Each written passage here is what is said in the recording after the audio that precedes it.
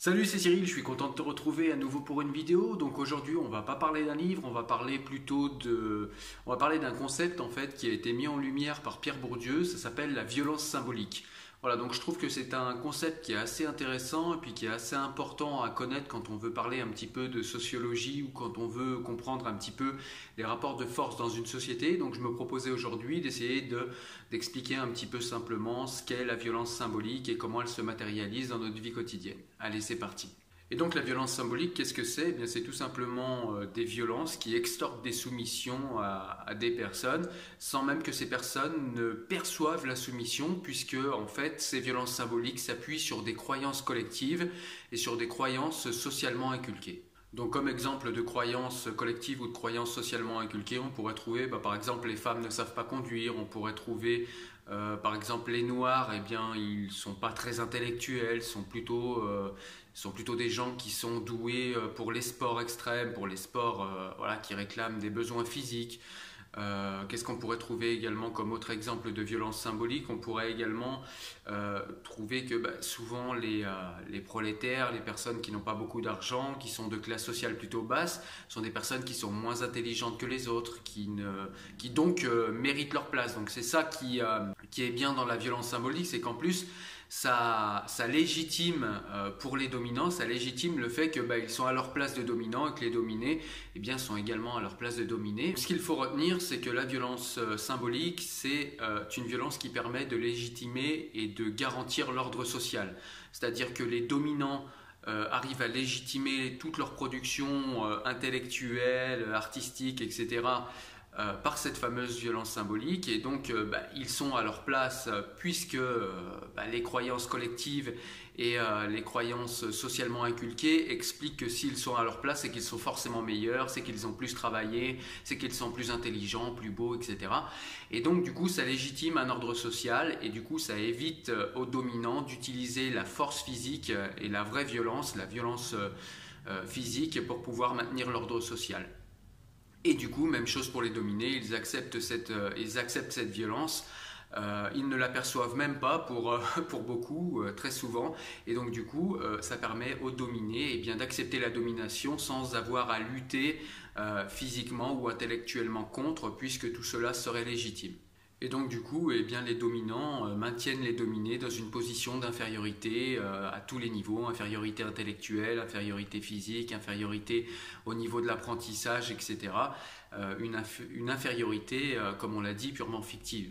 Bourdieu va même jusqu'à dire que les dominants sont des êtres qui perçoivent et que les dominés sont des êtres perçus. Et donc du coup, comme par enchantement, l'ordre social apparaît et pour les dominants et pour les dominés comme quelque chose de clairement naturel, qu'il n'y a plus à discuter et qui est, vous savez, cette fameuse méritocratie. Voilà. Donc chacun est à sa place, à la place qu'il mérite.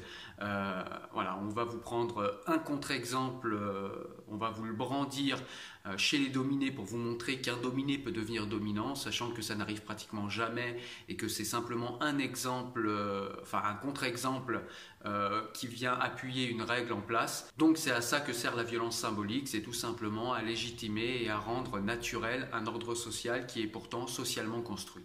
Et donc dans la société, dans la conduite d'une société, la violence symbolique permet aux dominants tout simplement de faire accepter leurs avis, leurs arguments comme des arguments objectifs, comme les arguments, il n'y a pas à en discuter.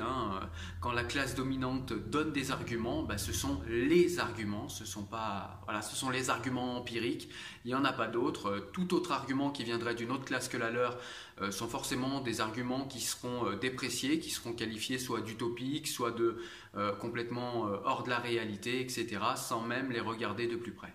Et donc malheureusement, ces croyances collectives que nous imposent les dominants ont tendance à faire en sorte que les dominés n'ont même plus d'autre grille de lecture que celle des dominants pour pouvoir analyser la réalité et analyser les problèmes qu'ils rencontrent eux-mêmes dans leur vie de tous les jours. Voilà, donc il ne faut pas voir la violence symbolique comme quelque chose qui serait de l'ordre du complot ou de la manipulation, une manipulation à grande échelle. C'est plus compliqué que ça. En fait, la violence symbolique, c'est simplement des croyances des croyances collectives qui sont acceptées et par les dominés et par les dominants. Et ces croyances collectives permettent de justifier l'ordre social. Et donc la violence symbolique, c'est quelque chose qui sert à cacher les rapports de force en fait, qui sous-tendent les différentes classes sociales, les différents rapports sociaux entre les classes sociales. Et donc ça permet également de pacifier une société. Voilà, donc je vous ai donné un petit peu les grandes lignes de ce qu'est la violence symbolique. Je vous recommande de lire par exemple La domination masculine de Pierre Bourdieu, qui est un livre qui rend compte de cette violence symbolique et qui explique beaucoup plus précisément que ce que je viens de faire ce qu'est la violence symbolique. Ceci dit, moi quand je vous explique un concept, c'est également pour prendre parti. Ici, c'est dire la violence symbolique, c'est quelque chose qui est utile puisque comme je vous l'ai dit, ça permet de pacifier une société et ça permet également de ne pas avoir des rapports brutaux entre les classes sociales puisque quand il n'y a pas de violence symbolique, il y a forcément de la violence physique. Donc ça a quelque chose de bon, la violence symbolique, comme par exemple dans une entreprise. Ce qu'on appelle la culture d'entreprise, par exemple, c'est ce qui empêche en fait d'avoir des rapports d'autorité du patron jusqu'à ses cadres, jusqu'aux personnes qui sont aux ordres des cadres. Ça permet de ne pas faire preuve d'autorité violente, que ce soit une violence verbale ou une violence physique. Voilà, la simple culture d'entreprise permet à tous ces gens-là de regarder dans la même direction. Là, la violence symbolique, ce serait plutôt ça, ce serait la culture d'entreprise. Donc c'est ce qui permet à tous ces gens d'avancer tous dans le même sens et dans la même direction, sans avoir... en ayant une hiérarchie, mais sans imposer cette hiérarchie par la force physique. Je vous donne cet exemple-là de l'entreprise pour que vous compreniez un petit peu quelle peut être l'utilité positive de la violence symbolique. Et donc du coup, il ne faut pas être dupe non plus des rapports de force qu'il y a entre les classes sociales dominantes et les classes sociales dominées. C'est important de les garder en tête et de savoir que, on peut entendre les arguments des dominés, c'est pas parce qu'ils sont dominés qu'ils produisent forcément des choses qui ne sont pas intéressantes ou qui seraient intellectuellement inférieures aux classes dominantes.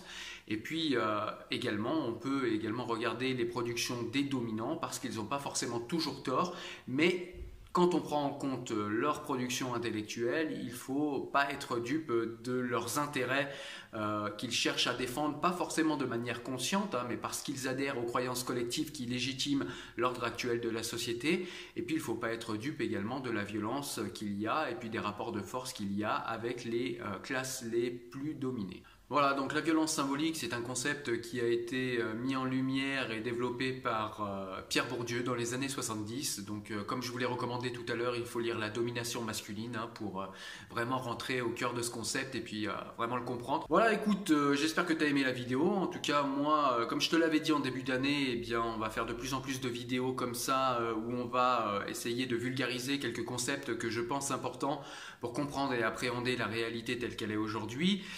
Si tu aimes du coup ce format vidéo, n'hésite pas à me le dire en commentaire, comme ça j'en ferai plus souvent. Si tu n'aimes pas, n'hésite pas à me le dire également, comme ça j'en ferai de moins en moins. En tout cas, comme d'habitude, n'hésite pas à aller me voir sur le site pour avoir des recommandations livresques. N'hésite pas à t'abonner à la chaîne si c'est toujours pas fait. N'hésite pas à me filer un petit coup de main sur Tipeee si jamais le cœur t'en dit. Moi je te dis à très bientôt, porte-toi bien, ciao ciao, salut.